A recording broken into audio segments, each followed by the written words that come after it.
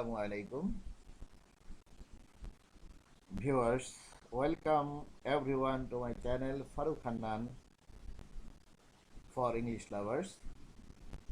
আজকে আমি তোমাদের জন্য যে টপিকটি নিয়ে এসেছি সেটি হচ্ছে নবম দশম শ্রেণী এবং একাদশ দ্বাদশ শ্রেণীর জন্য। সেই টপিকটির নাম হচ্ছে কানেক্টরস। আসলে কানেক্টরস কি?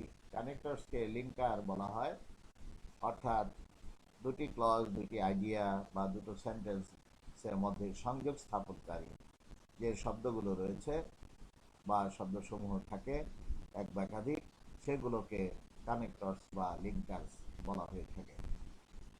এখানে কয়েকটি এক্সাম্পল দেয়া আছে যেগুলো দেখলে তোমাদের আশা করি ক্লিয়ার হয়ে যাবে। আমি প্রথমে এখানে এক্সাম্পল দিয়েছি বাট সম্পর্কে। বাটের আগে ও পরে দুটো অংশ রয়েছে, বাক্যাংশ রয়েছে। উই র্যান আফটার হিম, এটা একটা ক্লজ।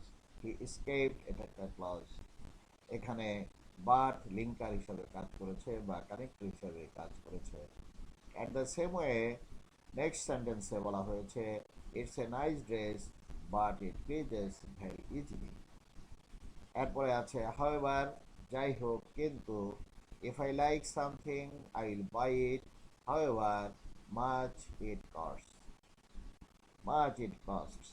তাহলে দেখা যাচ্ছে যে যদি আমি কিছু পছন্দ করে ফেলি, আমি সেটা কিনবই বা কিনি, যত এটার দাম হোক না কেন, যাই এটার দাম হোক না কেন। Mister Alam is rich, however he is not happy. Mister Alam ধনী, কিন্তু সে সুখী নয়, যা হোক সে সুখী নয়। এরকম অর্থে এখানে হাউএভার লিঙ্কার হিসেবে বসেছে বা কানেক্টর হিসেবে বসেছে। এরপরে আছে ইভেন্টস, তবুও, তথাপি। শি ওয়াজ ভেরি টায়ার্ড, সে খুবই ক্লান্ত। ইভেন্টস শি ওয়াজ ওয়ার্কিং, তবুও সে কাজ করছিল, ক্লান্ত হওয়া সত্ত্বেও সে কাজ করছিল। দ্য প্রাইস ইজ হাই, দাম অনেক বেশি। ইভেন্টস, তবুও অনেক লোক কিনছে এটা। Many people are buying it. প্রিয় শিক্ষার্থীরা, এরপরে আরো কয়েকটি উদাহরণ রয়েছে। এখানে স্টিল মানে হচ্ছে এখনো। আই এম স্টিল হাংরি, আমি এখনো ক্ষুধার্ত। আই স্টিল হোপ, আমি এখনো আশা করি। He is still not finished with his work, সে এখনো তার কাজটা শেষ করতে পারেনি। ইট ওয়াজ রেইনিং, এখন বৃষ্টি হচ্ছিল। But we went to the park still, আমরা তথাপি পার্কে গিয়েছিলাম, তবুও পার্কে গিয়েছিলাম। অর্থাৎ স্টিল দ্বারা এখনো বোঝায়, তথাপি বোঝায়, তবুও বোঝায়। ইয়েট, এখনো, তথাপি, তখনো। I haven't spoken to her yet, আমি তাকে এখনো বলতে পারিনি। হি হ্যাজন্ট ফিনিশড ইয়েট, সে এখনো শেষ করতে পারেনি। She studied hard for the exam, সে পরীক্ষার জন্য অনেক পড়াশোনা করেছিল, কঠোরভাবে পড়াশোনা করেছিল। ইয়েট শি ডিডন্ট পাস, তবুও, তথাপি সে পাস করতে পারেনি। নেভারদালেস, তবুও, তা সত্ত্বেও, সে যাই হোক, তথাপি, অথচ। Sumi was sick, nevertheless she completed her homework, Sumi অসুস্থ ছিল, তবুও সে তার বাড়ির কাজ কমপ্লিট করেছিল, বাড়ির কাজ সম্পন্ন করেছিল।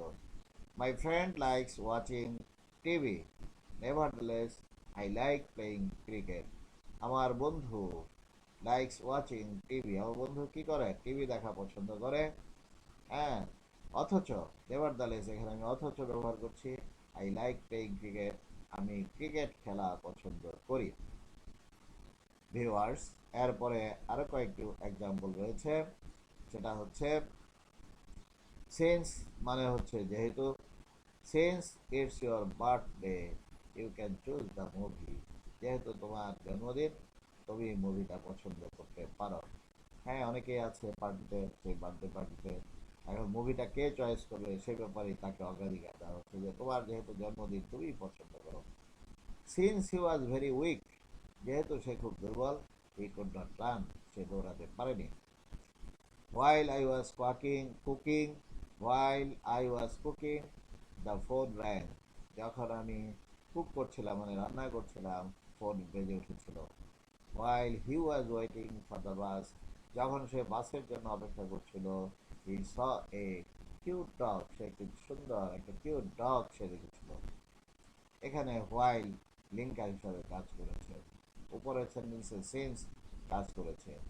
আনলেস যদি না, it won't pass the test, তুমি টেস্টে পাস করতে পারবে না যদি না তুমি পড়াশোনা করো। Unless you study, unless it rains will go to the park, যদি না বৃষ্টি হয় আমরা পার্কে যাব। এরপরে আছে আনটিল, ততক্ষণ পর্যন্ত, যতক্ষণ না।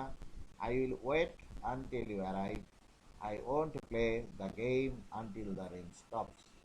আই উইল ওয়েট, আমি অপেক্ষা করবো, আনটিল ইউ অ্যারাইভ, যতক্ষণ না পর্যন্ত তুমি পৌঁছাও, ততক্ষণ পর্যন্ত।